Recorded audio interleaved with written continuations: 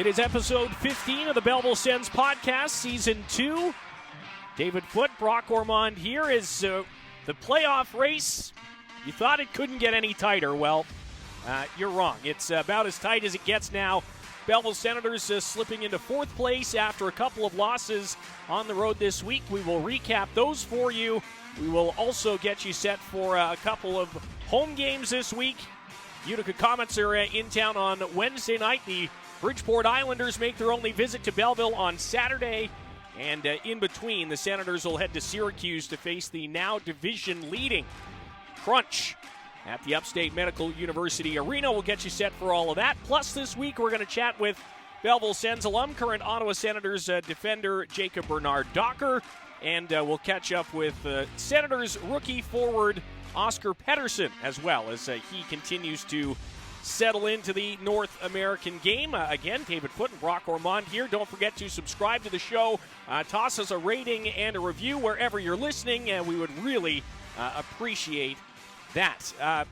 Bit of an off week for the Sens, Brock. Again, another couple of games where Belleville puts together a strong effort. They didn't get thumped in any way. Couple of 3-2 losses and some really difficult circumstances for this club to deal with as well. Starting on Wednesday morning of last week when the Senators had to play the Toronto Marlies in a school day game.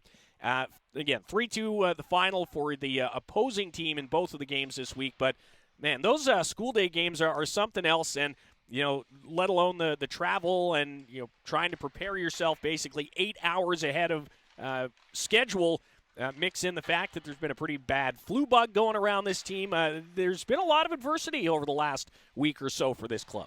Yeah, a little bit, and the Sens certainly had their game faces on against Toronto and Utica. It was a couple of good, real close competitive games, and in the end, it was just one goal that made the difference. But that Toronto game was, like you said, 7,000 screaming fans or so inside the Coca-Cola Coliseum.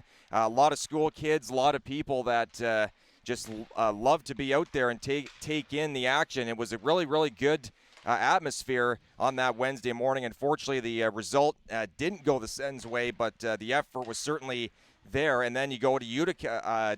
Tough way to go out there, up 1-0 after the first, 2-1 after the second, and then 2 power play goals. And David Bell alluded to it in the postgame. The penalties were not We're not good. 6 penalties against, that's a lot in the AHL, and Utica Comets have a pretty good power play system, and they pretty much capitalized and made the Sens pay.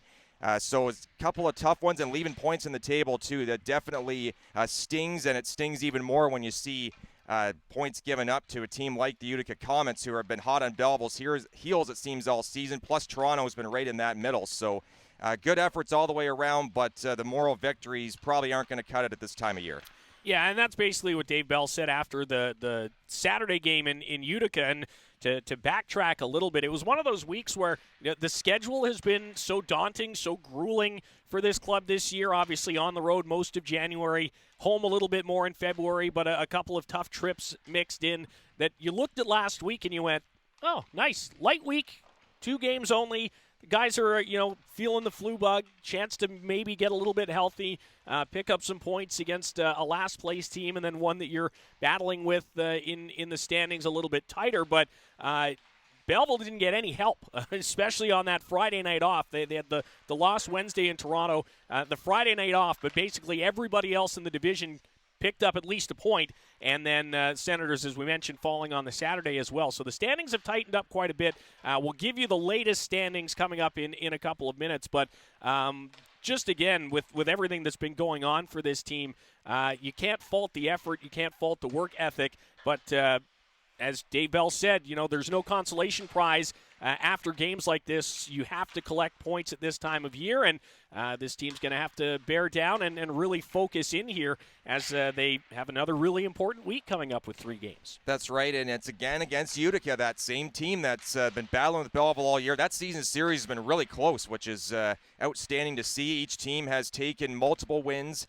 It can be even here if Belleville can get a victory, they will win the season series. So it's going to be imperative to have a fast start and keep that up and be able to shut things down, get a lead and be able to shut it down, because it's been difficult in those tight games. Belleville's got the scores there, but unfortunately just haven't been able to get that big one to really break the game. So against Utica, it's going to be difficult, but the Comets, they've shown they can beat the Comets this year, shut them out here a couple weeks ago, just at the end of February there. So the team's got the ability to fight back and to really give themselves a chance at least to find a way to win. And then Syracuse, they've had great success against them this year, 4 victories, but obviously that's history now, and they need to keep the winning ways going against them, a team that has taken a lot of the AHL's North Division by storm, but except Belleville. Belleville's just been right there getting the better of them somehow, some way, and it's attention to detail with the system that Dave Bell's put in place. And then Bridgeport, a team that Belleville doesn't play a whole lot. They only see them twice a year.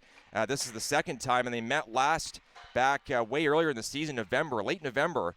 And yeah, it's going to be a lot of video, a lot of watching, and focusing on different ways that the Islanders can perform, because it's tough to play a team you don't play too often, especially coming off of a road game in a tough building in Syracuse against a really good crunch team.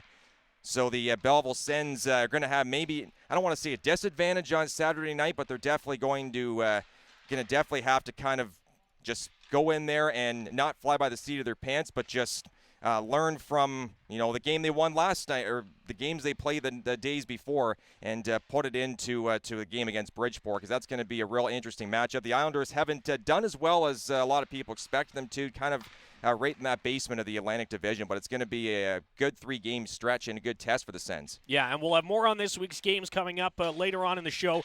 Wednesday's game, Winning Wednesday, so we've got the happy hour specials before the game from 6 to 7, $5 beers, $2 hot dogs. Saturday is Mackey Insurance Road to the AHL night. Free set of Belleville Sens Road to the AHL hockey cards for the first 2,500 fans. Both of those games are part of our March break BOGO flash sale. Buy an adult ticket for either of those 2 games. Get a free kids ticket to go along with it for either of those 2 games this coming Wednesday and Saturday, March the 13th and March the 16th. Those tickets at BellevilleSens.com. And, a tough week. Again, the schedule, the travel, the morning game, the flu, whatever. You also can't ignore the fact that Belleville has been without one of its top defenders in rookie Tyler Clevin, who's been out for a couple games, and without its leading scorer as well. Angus Crookshank has been out for a couple of games, and both of those guys expected to be back in the lineup this week, which is outstanding news.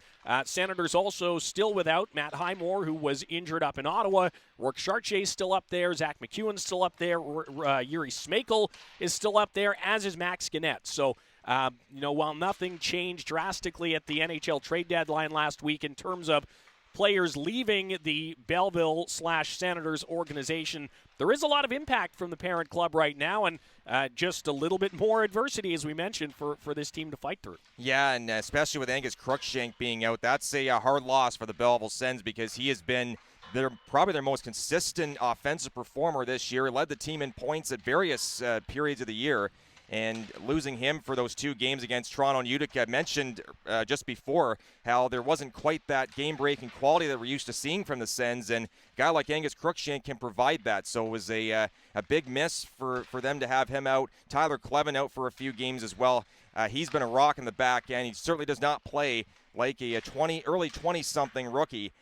He's been just outstanding at his physical play, his mobility in the back end, the way he can move pucks up the ice, and the way he can stand up for his teammates when need be.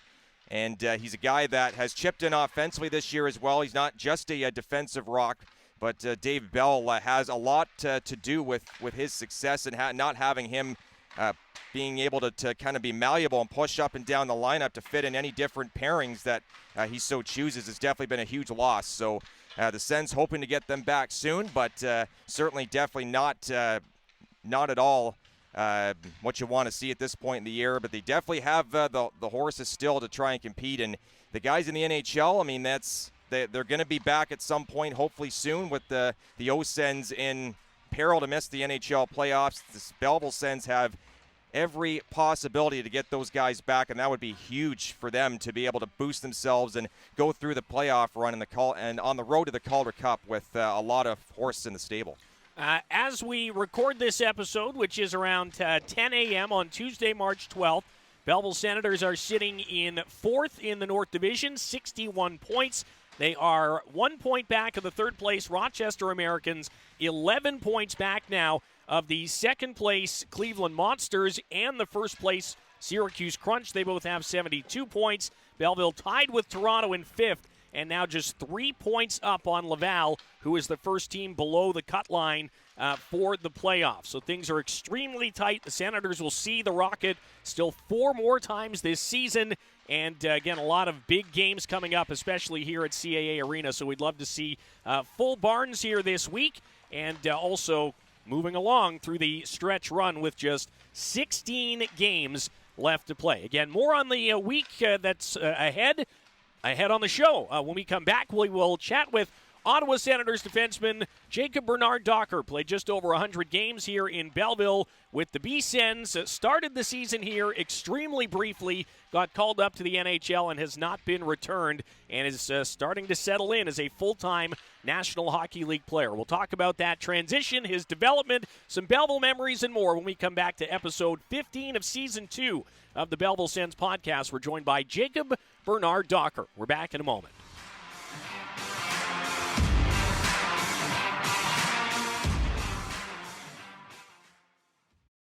March. Make or break time with playoffs around the corner. Be there for your Belleville Senators. Into the Belleville zone high slot. Look out! He just got clobbered by Tyler Clevin. Saturday, March 16th, 7 p.m. Sens play the Bridgeport Islanders, AHL affiliate of the New York Islanders, for Road to the AHL Night by Mackey Insurance. Free limited edition Sens hockey cards for the first 2,500 fans. More in 2024 with your Belleville Senators. See BellevilleSens.com. Go, Sens, go!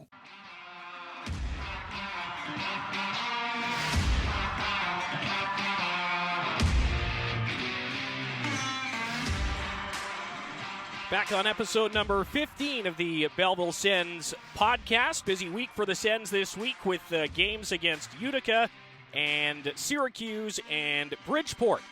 But before we get to the games to come this week, we're going to catch up with a former Belleville Sens defenseman. Played parts of 3 seasons here in the Friendly City, 101 games played with the B-Sens, and including 2 at the start of this season before getting a recall to Ottawa and not coming back. Jacob Bernard-Docker is our guest on this week's show. JBD, how you doing, man? Nice to chat with you. Yeah, it's good to see you, Footy. Things have been good. Obviously, be a little better if we could, have a few more wins here. But yeah, it's been a little bit tough sledding lately. But I guess that's part of the business sometimes, and just gotta try to get through it. Yeah, absolutely, and obviously bright things ahead for the club, given the the prospects in the organization, the players that you have there, and yeah, sometimes things don't bounce your way. So hopefully better things ahead.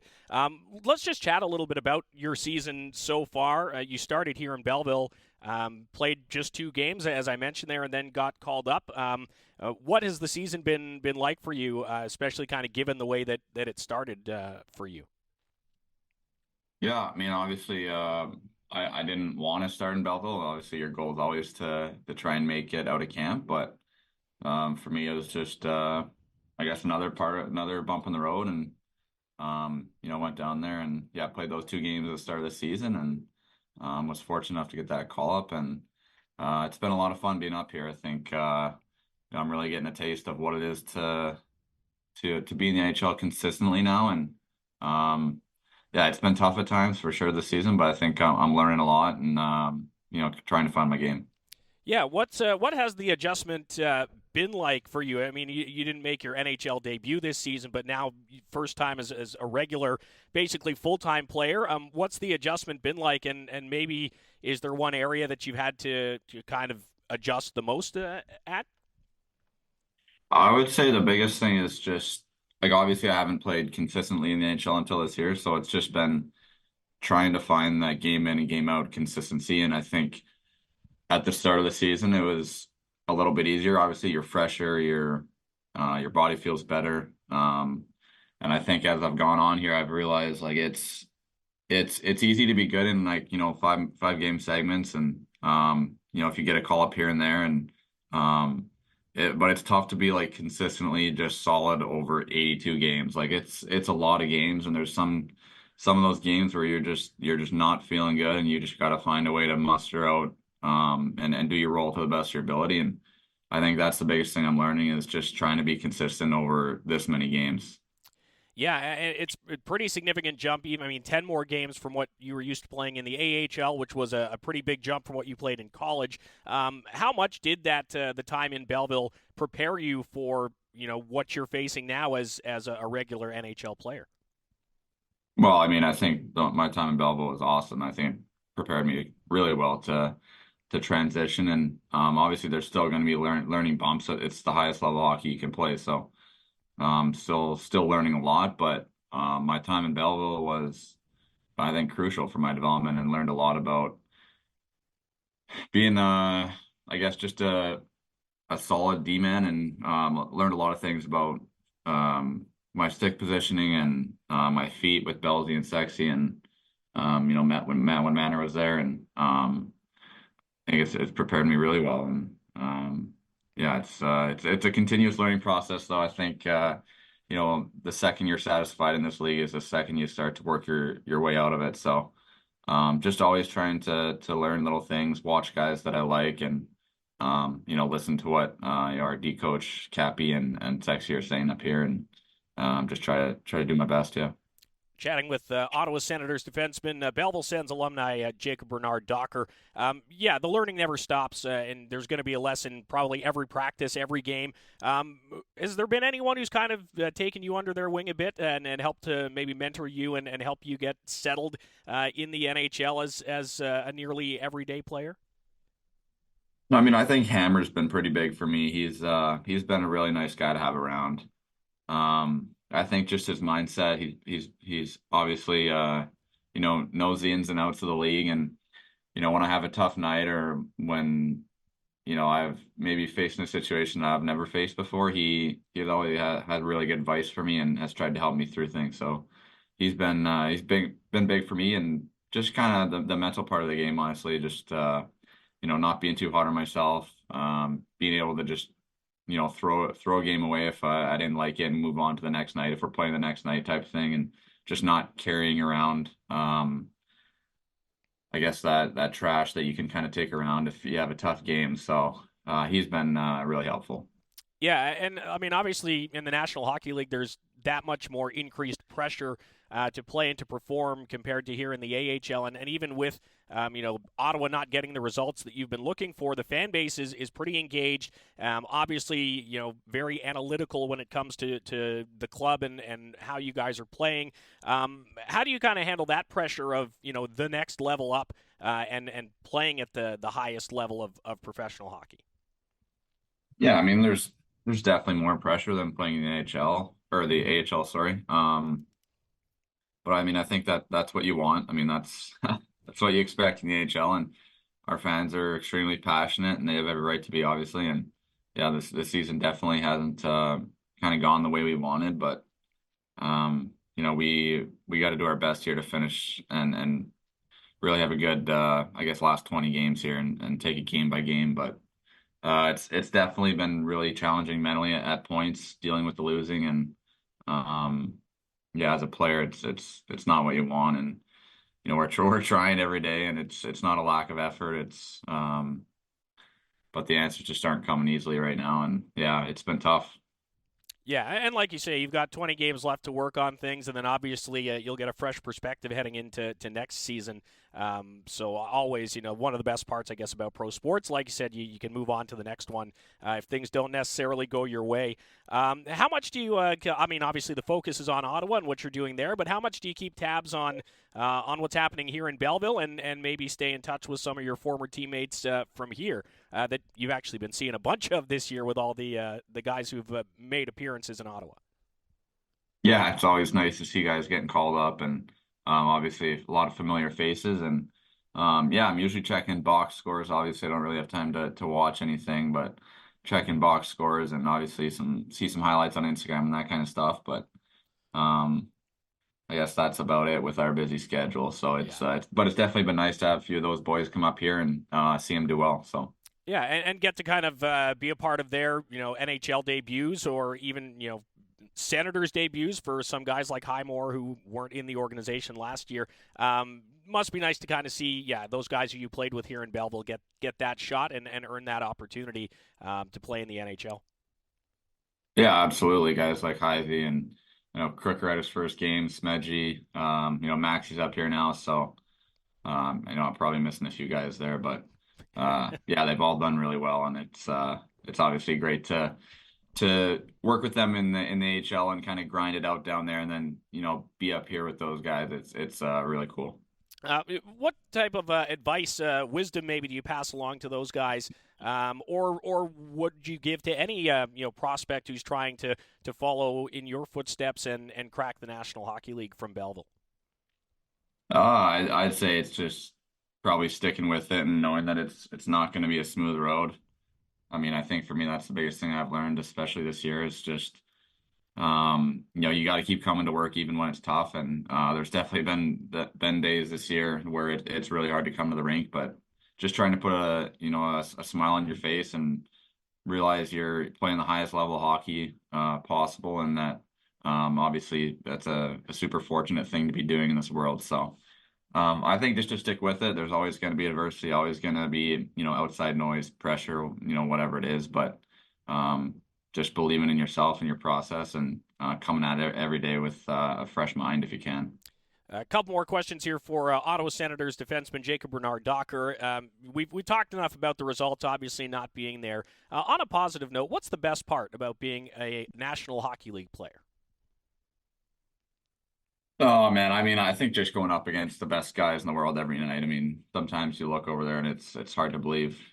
For me still, like, some of the guys are just so good that you look over and you can't believe who you're playing against, whether it's Matthews, McKinnon, some D-men for me. Like, I love watching Taves, and we played Yossi the other night. Like, it's cool to just look over sometimes and realize who you're playing against. And then obviously you got to get back to, doing your job and focusing on your game. But, that and just the lifestyle has been fun. Obviously, you're getting great meals. You're, playing in front of 18,000 people every night. So, can't complain about that. Yeah, I mean, you've played in some big games like World Junior Gold, World Championship Gold. Obviously in your college days, North Dakota, played some pretty important games. But it's kind of funny to hear that, you still get a little bit awestruck when you run into certain players or maybe get into certain buildings and things like that. That part of things kind of never really seems to leave you. Yeah, for sure. And we, just had our Cali road trip. So I had never played out there before. And just being in like the LA rink with all the Lakers history and all those jerseys up there was pretty cool. And I was just taping my stick there before the game and looking up in the rafters, and just being in some of those buildings, those historic buildings is pretty cool to play in for sure. Yeah, for sure. Looking ahead, as we said earlier, to the stretch drive, what are your goals for these final 20 or so games in terms of setting yourself up for a productive offseason and then a more successful 2024-25 season come October? Yeah, I think these last 20 games are going to be big for the team and myself personally. And I think just really trying to show that I can be a full-time AHL player and that I'm a guy that can play a role and be, a physical presence and, block shots and just be reliable. And, I think these last maybe 10 games, I probably haven't played as well as I would have liked to and not up to my personal standard. And like I said, it's been tough to be consistent over the whole 82 game season. So for me, these last 20 games is just kind of getting back to my game and being hard to play against and moving pucks quick and kind of just getting back to my basics that I know have in my game. So, well, we know very well what that game looks like. We're continuing to keep an eye on you and your success up in Ottawa. Appreciate you squeezing us in, especially after a long travel day. So thanks for the time, man. Appreciate it. Yeah, good seeing you, buddy. Thank you.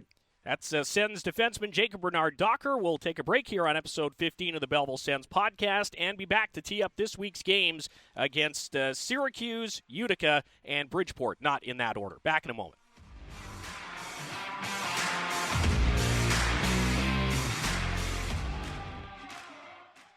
March. Make or break time with playoffs around the corner. Be there for your Belleville Senators. Thompson sends it right out in front, and Roby Yarvetti scores! Friday, March 22nd, 7 p.m. Your Sens play the Laval Rocket, AHL affiliate of the Montreal Canadiens. First game of back-to-back set with the Sens rival from Laval Province. Let the Sens hear you cheer. More in 2024 with your Belleville Senators. See BellevilleSens.com. Go, Sens, go!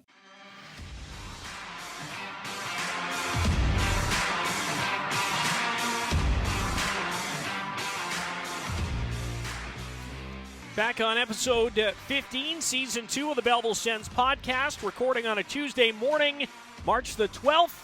Home games on Wednesday, March 13th, Saturday, March 16th against the Utica Comets and the Bridgeport Islanders, respectively. Again, more on the games this week to come later on.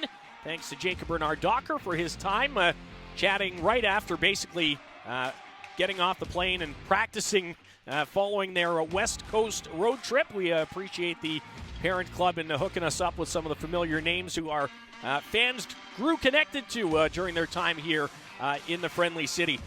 Speaking of our parent club, hot off the press this morning, the Ottawa Senators have recalled forward Zach Ostapchuk from the Belleville Sens.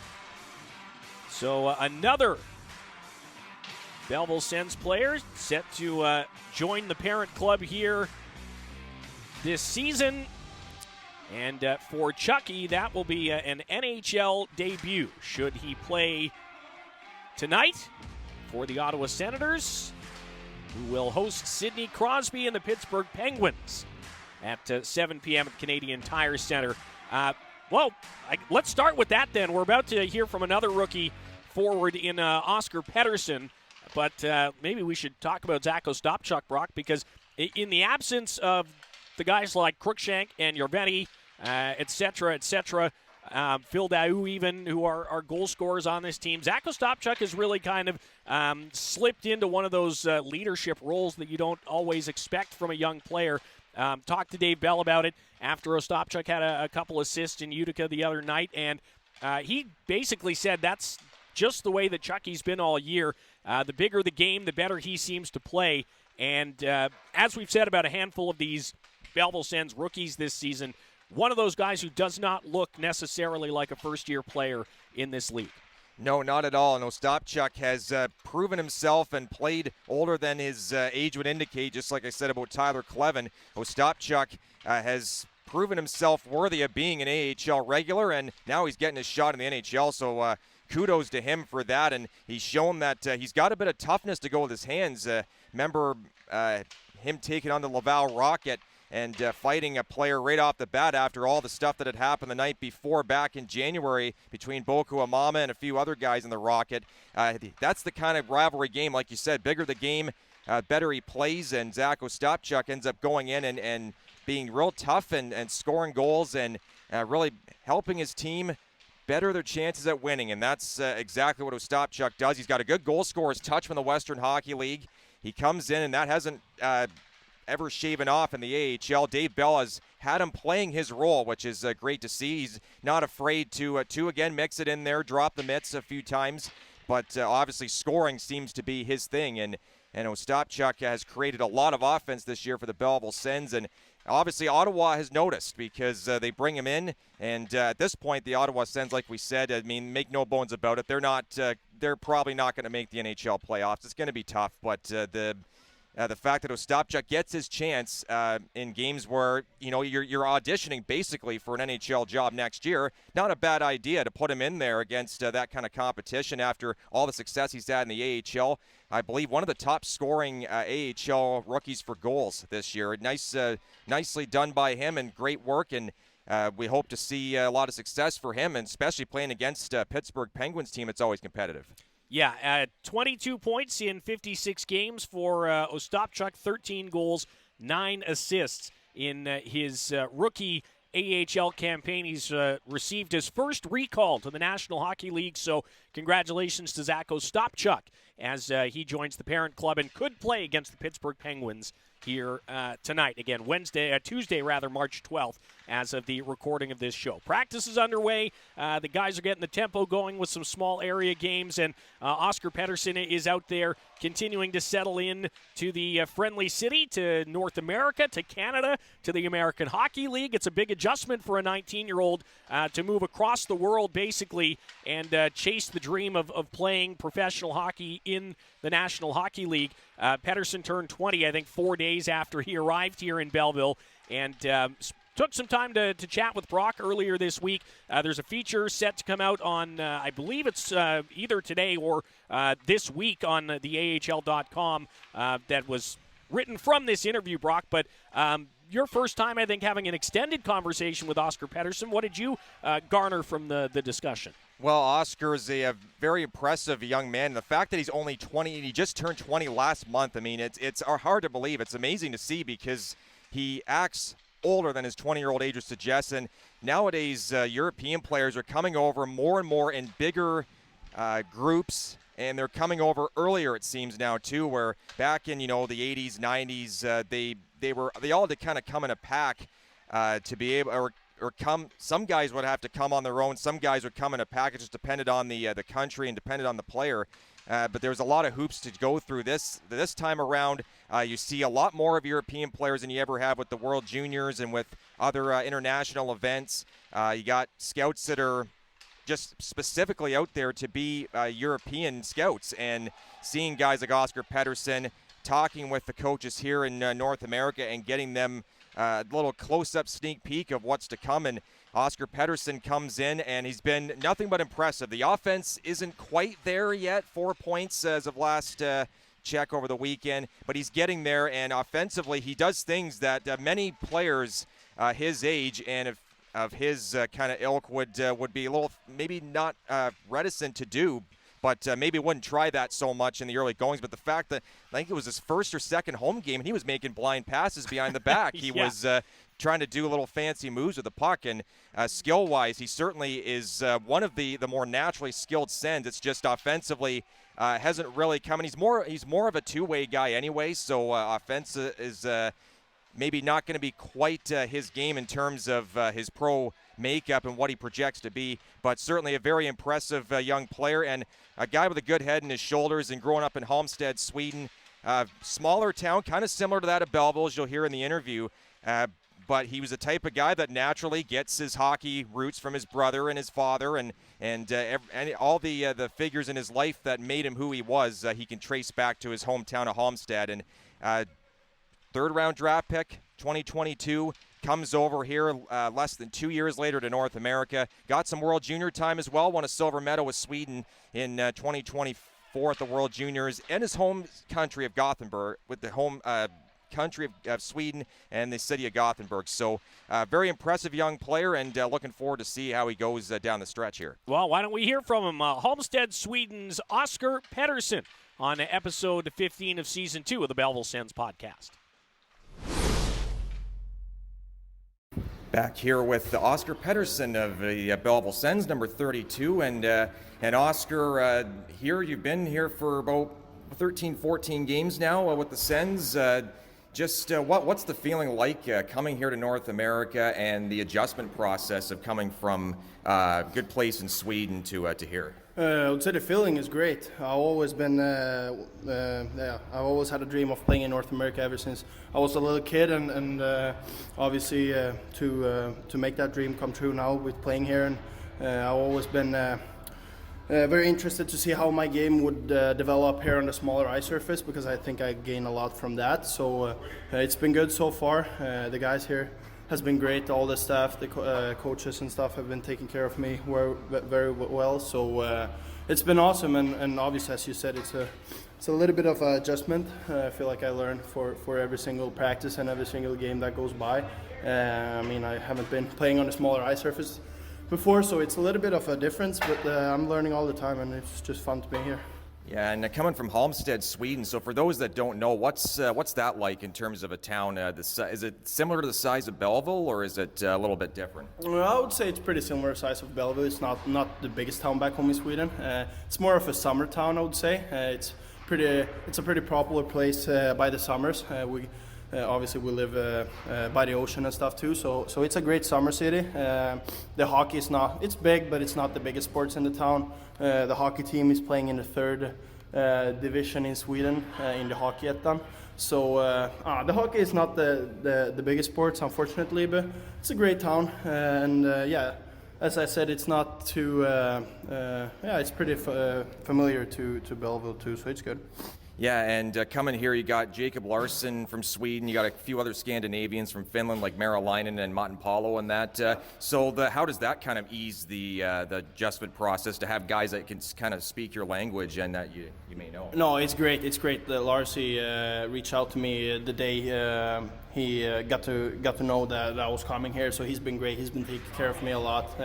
He's been playing here for 7-8 years now, so he knows everything. So if I just got any question at all, I just ask him, and he's helping me out. And so he's been taking care of me very well, inviting me for dinners and stuff too. So that's been good. And obviously, as you said, that's we got a few Finnish guys on the team too. So they also kind of in the same spot. They're coming from Europe, from back home, and it's pretty similar to Sweden too. So I'm actually living with Levi now. We're staying together in a house. So it's been great. Yeah, and a lot of rivalry matchups when Sweden and Finland play in hockey. For sure. But we haven't had any rivalry. I mean, there haven't been any tournaments right now, so not that much of discussions yet. But I'm sure it's gonna come. Yeah, and when you were drafted by Ottawa, I'm not sure if you were ever paying attention to the draft or ever thought you would get to that point, but what was kind of the reaction when you got taken in the third round by Ottawa a couple years ago? No, I paid attention to the draft. I remember had my best buddies back home in Halmstad, and my family were together back home and following the draft, and it was just a great feeling. I actually had a pretty good feeling about Ottawa. Had some good meetings with them before, so that was one of the teams that I've felt the percentage of taking me was a little bit higher, so it was just fun, just an awesome moment to share that with the family and friends back home. And what have you learned from the North American game so far since being here in Belleville and also at Ottawa's camp? Yeah, I would say the game is faster and obviously a lot of more battles, so you got to be ready all the time. And then it's just like how important all the wall work is. As a right winger, to be able to make good wall plays both in O zone but especially in D zone too. So I would say that's the biggest difference from back home. Yeah, and Dave Bell being your coach, what's kind of been the relationship with him in terms of learning from him and some of the things you picked up that maybe you didn't pick up in Sweden or anywhere else? I think not just David, but all the coaches, CD and Nate, they've been great to me. We've been obviously there's lots of information that I need to get to know here of the system in the team and stuff. But I think they've done a great job by not giving me too much information straight away. We're taking it step by step, so it's not get overwhelming for me. So they've just been awesome, and I really feel that they trust me and my game out there, so I can. Play relaxed and just do my thing. So they've been really good from since day one. Yeah, and chemistry-wise, who have you kind of fit in with on the ice and off? I would say it's hard to.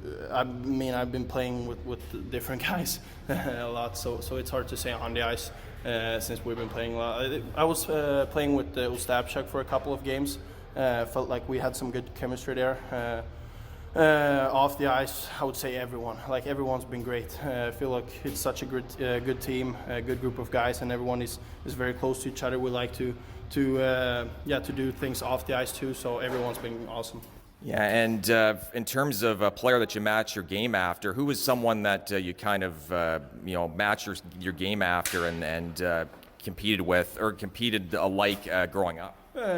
Obviously as a Swede, you usually watch more Swedish guys. So I would say two Swedish guys that I would always like to watch and that I would say I try to pick up things from their game and trying to translate to my game is Patrick Hörnqvist. Obviously he's not playing anymore, but I think he was a great player, good grit, and he was a great player in front of the net, scoring many goals and using his body. And then also Gabe Landeskog. Just the way he competes and how he combines both skill but also the hard work. So I would say those two guys. Awesome. And who kind of inspired you to take up hockey as a sport? I know you said that it's maybe not the top sport in Homestead, but who was someone that really got you into the game? So my father always played hockey, and then he coached my older brother, who's 3 years older than me. So yeah, it was pretty much that way. My older brother's always been a role model for me, so I always wanted to do what he did. So I would say the reason I started was because of him. Kind of got forced into it since both they were doing it. And now, lastly, your first North American year, obviously just trying to get used to the pace and everything and all the situations off the ice. But what's kind of your ultimate goal for this season specifically before moving on to the future? No, I would say this season just grow my game each day, learn and get more and more used to everything here on the smaller ice, and obviously work my way up the lineup and get more and more ice time. So I would say that's the goal for this year.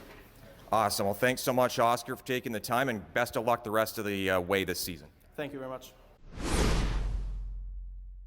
So there is 20-year-old Oskar Pettersson. I'll tell you, one of the things that I really noticed about Oskar is just his personality, how willing he is to chat. He's pretty open and honest in an interview.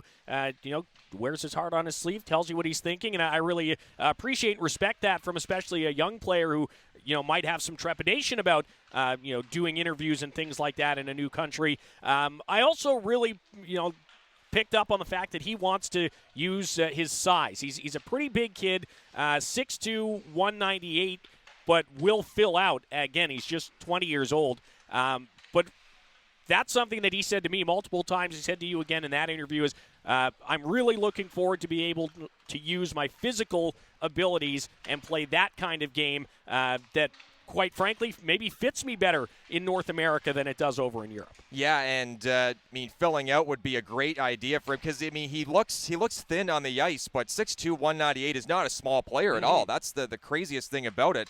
But compared to some other guys, he may look like he's a bit wiry, but he's a guy that's not afraid to go in the corners and muck it up a little bit and grind it out and give opponents something to worry about out there. And he mentioned, as you heard in the interview, he compares himself or wants to emulate his game after Patrick Hornqvist and Gabe Landeskog, two guys that were known for using their big bodies effectively. Hornqvist with his net front ability to screen out guys in front of the net, chip pucks in, and then Landeskog with his board battle ability and his willingness to go dirty in the corners and get his nose dirty and get himself involved in that physical stuff. And with Hornqvist as well, Thomas Holmstrom is another type of guy that does that, but he's maybe a smidge too young for Thomas Holmstrom because he was the prototypical net front guy that could deflect pucks and really battle in front of the net and screen out the goaltenders, give them a hard time. But Landeskog and Hornqvist, good projections for him, and helps too that he's got guys that are of his ilk, like Scandinavian guys, like his fellow Swede Jacob Larsson, who he said's been treating him well and taking him to dinners and all that stuff. And then you got Martin Paulo and Levi Merolainen and Lassie Thompson as well that have been he's been up and down a bit, but those three guys have been great with keeping him grounded and giving him a little somebody to kind of lean on when things get tough. And of course, he said living with Levy definitely gives him a new appreciation for Finnish life too, which is outstanding to see. That's the kind of thing that is so great about hockey. Brings everybody together, and certainly a guy like Oskar Pettersson deserves to have guys that really learn his language, can speak his language, and then he's got other guys that are making him feel comfortable too. So excellent job for Oskar Pettersson this season. I'm looking real forward to see what he can do down the stretch drive of this season. Hopefully he'll be a full-time Sen in 2024-25, and he'll be a top player that Dave Bell can lean on. Definitely one of those prospects to keep an eye on. Oskar Pettersson, we thank him again for his time this week in chatting with us. So we thank you for sticking around on this episode of the Belleville Sens podcast. We'll be back after a short break to tee up the games this week. At home against Utica Wednesday, in Syracuse Friday, back at CAA Arena against Bridgeport Saturday. That's all coming up as episode 15 of season 2 of the Belleville Sens podcast rolls on.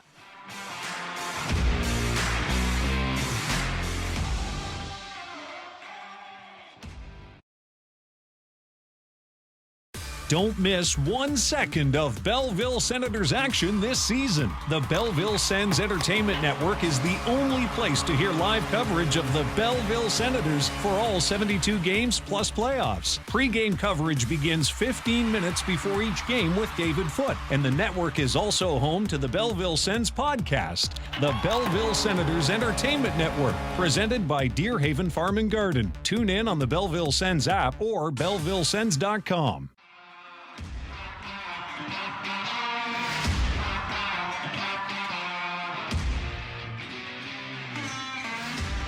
Episode 15, Season 2 of the Belleville Sens podcast. David Foote, Brock Ormond here. Getting set for 3 more big games this week. As the Senators are home against the Utica Comets, that's a game that is far more important now than it was a week ago.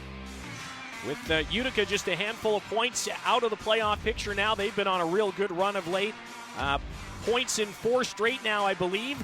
They shut out Hershey last week. They shut out Lehigh Valley last week on back-to-back nights, no less. And then 7-6 shootout loss to the Toronto Marlies last Friday into just a wild game at the Adirondack Bank Center. And then, of course, beating the Senators 3-2 on the Saturday night.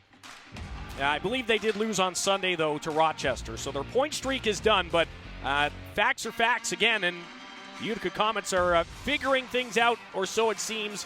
Maybe a shade too late, but also maybe not, with how tight the standings are. Yeah, no, that's exactly it. You just never know with how wild back and forth and up and down this North Division's been. It's been certainly an entertaining throw ride, though, and you like seeing these head-to-head battles because of the rivalries and because of the possibility for chaos, but at the same time, you kind of curse them too, because if you lose in regulation twice like Belleville did last week against Toronto and Utica, you've just left 4 big points on the table. So that really hurts, and especially 1-goal losses as well. And we mentioned it too, and Sens can't dwell on it, but having leads at the end of each of the first 2 periods against Utica, only to lose on a couple of power play goals against. So the Comets finding their game, like you said, but obviously it's been tough. It's tough to get 3 wins in 3 straight games on the same weekend, and they found out that they just didn't have much energy left against Rochester, but they come back to Belleville now, and the Sens have an opportunity to own home ice, and it should be a pretty decent crowd, I would hope, on Wednesday because of the March break, so more kids can come out and more families can bring their kids out too, which will be great. And the Sens have had good luck against Utica at home this year, only just the 1 loss, the shutout loss back on February 9th, but the last couple of games against them here at CAA Arena have been great, pulling out that 5-4 win February 10th and then the 3-0 shutout on February 28th. And CAA Arena has actually been pretty kind to Belleville this year. The Sens have played very competitively in most every game. They've never been out of a game except for just 1 or 2 back earlier in the year. They found their game really well over the course of the season.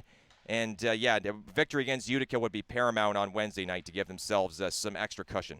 Yeah, Sens are 4-3 against the Comets this season, again coming off that loss to them in Utica on Saturday, and looking forward to that. Brock mentioned it is March break, so we'll remind you again that we have a March break flash BOGO sale on right now. Buy an adult ticket for either Wednesday's game, March 13th, or Saturday's game, March 16th. Get a free kids ticket along with that, and you do have to go to bellevillesens.com to purchase that deal, but great one to take advantage of here this week if you're looking for something to keep the kids busy. After the game Wednesday, Sens will travel to Utica on Thursday to Syracuse on Thursday to play the now division-leading Syracuse Crunch on Friday night. Syracuse has been on a real charge of late, capitalizing on Cleveland sliding a little bit. The Belleville Senators have been outstanding against the Crunch this season. They've picked up points in every game against them so far, and they've had a lot of success at the Upstate Medical University Arena. Belleville's 5-0 against the Crunch this season. It's an unheard-of record for Belleville against Syracuse historically, but this Crunch team has obviously flipped a switch. They're obviously in playoff mode, and they've got Alex Barré-Boulet back as well, and that's just one more weapon the Senators will have to deal with that they've not had to in the season series so far, and that's an impact game-changing player that is obviously going to have to force the Sens to make some adjustments. Yeah, one of the top scorers of the Syracuse Crunch the last couple of years. He's always terrorized Belleville, and him back into the fold as Syracuse continues to climb further up the standings or climb further into position where they don't have to face that 3-4 game is huge. And Belleville, obviously, that's one extra guy to have to key in on, but the Sens can't afford just to get lost focusing on him. They just need to keep their wits about them and play strong defense. They have been Syracuse's kryptonite this season, but the good times don't last forever unless Belleville can really grind it out and play tough in a building, like we've said time and time and again, the Upstate Medical University Arena, one of the tougher buildings to play in the AHL, and Belleville Sens find a way to get a couple victories away from them. They got 2 victories here at CAA Arena. That last one was a barn burner, 6-5. But don't expect, as the games get tougher down the stretch drive, the scores will get lower. So Sens will have to find a way to get by and penetrate through and find ways to break games when they're low scoring like that. And sometimes chances are hard to come by. And goaltending is going to be crucial for that as well, because Marilainen and Mandalese have both been great, and certainly not their fault at all for the losses on Wednesday and Friday. But yeah, Marilainen, I like to see him try and get that start against Syracuse, see what he can do. Yeah, Belleville carrying 4 goaltenders into the week. Should mention Mark Sinclair is still here from the ECHL's Allen Americans. Matt Sogard, Kevin Mandalese, Levi Marilainen, all here. We're not sure what the goaltending game plan looks like this week, but I suppose it never hurts to have some extra hands on deck just in case. Senators, as you said, Brock, have not had a goaltending problem this year. That has not been the issue.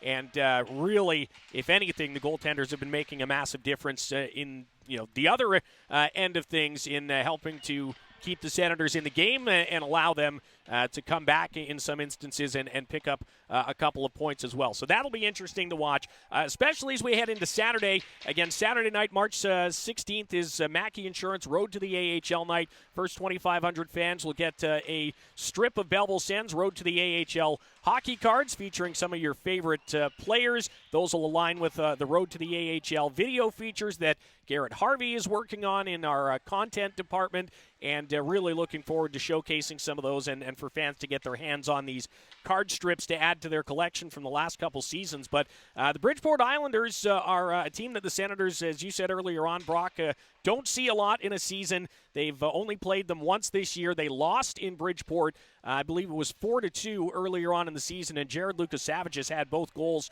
for Belleville. So nobody who's currently on the roster has found the net against the Bridgeport team that has, frankly, slipped down the standings from that point earlier on in the year. They were last in the Atlantic, and as of the recording of this show, still 10 points out of the playoffs with 15 games left. So it's not like it's not like they're dead in the water just yet, and that can be a scary thing to think about when, as was the case last week against last place Utica, a team that's battling to get in is going to give you a little bit of a different look, a different attitude than maybe a team at the top of the standings like the Hershey Bears, who are the first club to clinch a spot in the Calder Cup playoffs this year. Yeah, absolutely, and it is a scary thought because Bridgeport's a team that has nothing to lose right now. They can just go full out to the wall to try and win games and be tough to play against and collect points, because right now they have a chance to try and slip into fifth spot, but they got to really start grinding away quickly because they are running out of runway. But Ruslan Ishikov with 40 points. He's been their best scorer by far. And I think I mentioned it on an earlier podcast this year before Belleville played Bridgeport the first time. Their offense has been very much lacking. They've been thin up front. The 15 goals by Ishikov is the most. Then Matthew Maggio with 13, William Dufour with 13 as well. But a lot of those guys have been in and out of the lineup. And defensively, Bridgeport has improved over the course of the year, led by Dennis Chalowski, one of the top D, and also Robin Sallow and Grant Hutton. But Hutton has missed a chunk of time as well. So Bridgeport Islanders are a team to really watch out for. And Belleville can't afford to take their foot off the gas pedal. It's going to be a tough turnaround coming off Syracuse and the late night travel, early morning back here, and then they got to be at the rink again the next day. But the Sens have the ability to really gun hard, and it hasn't really hurt them that much in the early part of the game when they had that late night travel, and they got to come back early to play at home. It's the late stages of the game where they start to kind of run out of gas because there's been a couple back-to-backs where they start out strong, they build a 1-0 or 2-0 lead, and then sometimes it slips a little bit. So for the Belleville Sens, starting off strong is going to be crucial, but you got not necessarily conserving energy for the later game because you can't fall behind too fast, but try and really measure yourself out and know that you can win with games that you have to play tough in the beginning of it, and then going in late to try and lock it down. Getting a lead is going to be so crucial, though, in both of those games because Syracuse and Bridgeport are difficult teams to play against when you get behind against them. And look, we talk so much about other buildings being difficult to play in, Syracuse in this case.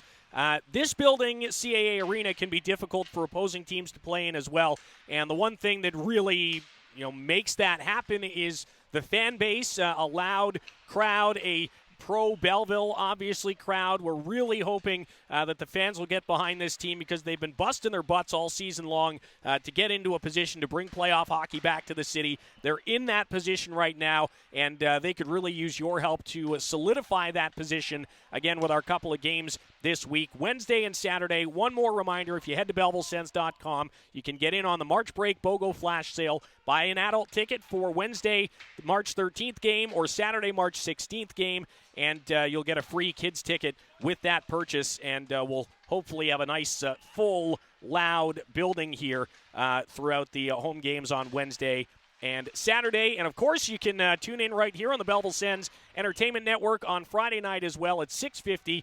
We're on the air from Syracuse, New York, as the Sens try to stay undefeated against the Crunch. It's a big week, Brock, but looking forward to seeing what the Sens are able to pull off here when it's really starting to get down to crunch time with 15 or so games left. Yeah, 100%, and pardon the pun with the crunch time, because it really is, though. You're absolutely right, David. The Sens need a big push here in crunch time because if all it takes is 2, 3, 4 losses in a row, and you could be plummeting yourself down the standings because of how airtight it's been. And yeah, CAA Arena, love to see the fans out, and hopefully, like I say, have a little bit bigger of a crowd for Wednesday, and hopefully a 3,000 plus at least for Saturday in Bridgeport.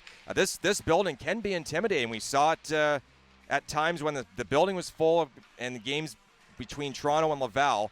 When the building is full, it can get rocking in here, and it can get loud, and the Sens fans do have the noise. They can bring it, and we've seen it time and again before. So we want to see those people out and give yourselves plenty of time to get here, and should be a real fun next couple of games. The March break BOGO flash sale at BellevilleSens.com. Group experiences, season seat memberships are up for renewal. All of that stuff at BellevilleSens.com, or, of course, you can head to Ticketmaster.ca anytime to get your single-game tickets. And we hope to see you here at CAA Arena this week. Thanks again to Oskar Pettersson and to Jacob Bernard-Docker and to Chris Moore in Ottawa for helping us set that up. Thanks to Brock for co-hosting as always, and, of course, thanks to you for listening. Hope you enjoyed the program. We'll leave you with this week's highlight of the week, a sprawling save courtesy of Levi Merrilainen in Utica.